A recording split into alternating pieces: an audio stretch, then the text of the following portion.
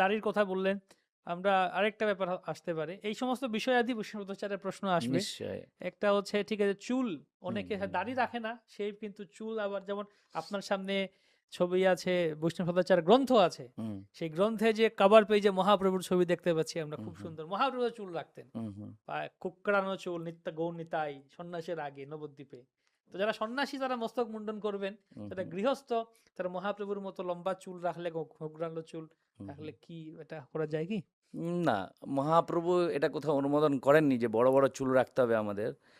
আর হ্যাঁ, গৃহস্থ ভক্তরা চুল রাখতে পারে। আমাদের যারা মঠাবাসী, যারা মঠে থাকেন, যারা মন্দিরে থাকেন, যারা ব্রহ্মচারী আশ্রমে আছেন, সন্ন্যাস আশ্রমে আছেন, বানপ্রস্থ আছেন, তাদের মস্তক মুন্ড থাকাটাই বাঞ্ছনীয়। এটাই আমাদের শিক্ষা। কিন্তু গৃহস্থ আশ্রমে চুল রাখতে হবে মানে আমাদেরকে বড় বড় সে পনিটেল বলে না, এসব বিভিন্ন স্টাইল করতে হবে, এরকম কোথাও শাস্ত্রীয় ব্যাখ্যা নেই, আমার জানা নেই। আপনি চুল রাখতে পারেন, ছোট ছোট চুল রাখবেন। আমরা শুধু এই শাস্ত্রীয় মানে ভক্ত জীবনে এসে যে আমরা এটা শিখেছি তা নয়। আমার বাবা, আমার মনে আছে ছোটবেলায় মাসে দুবার চুল হেয়ার কাটিং করতে হতো। ছোট ছোট চুল দুবার রাখতে হবে, দুবার দুবার, মাসে দুবার, নাহলে স্কুলে যেতে দেবে না আমাদের। তো এইরকম আমাদের শিক্ষা আমার বাবা মা প্রদান করেছেন। তো আমাদের গৃহস্থ আশ্রমে আমরা চুল রাখতে পারি, কিন্তু তার মানে এই নয় চৈতন্য মহাপ্রভুর বড় চুল ছিল তো চৈতন্য মহাপ্রভু সেটাকে অনুকরণ করব।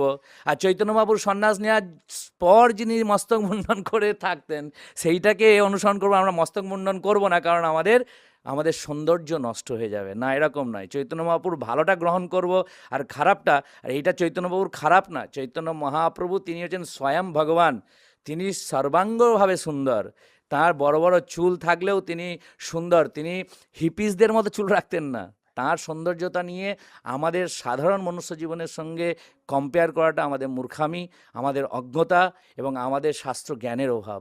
তাই আমাদের সব কিছু, আমাদের বেশভূষা, আমাদের চুল, আমাদের দাড়ি, আমাদের যা কিছু আমরা গ্রহণ করব বা আমরা পরিধান করব সেগুলো খুব কি বলে সেটা খুব সফিস্টিকেটেড হওয়া উচিত, সেটা মার্জিত। মার্জিত হওয়া উচিত এবং আমাদের বৈষ্ণবীয় সদাচারের নির্দেশ মতো হওয়া উচিত। এটাই আমি মনে করি। বাহ!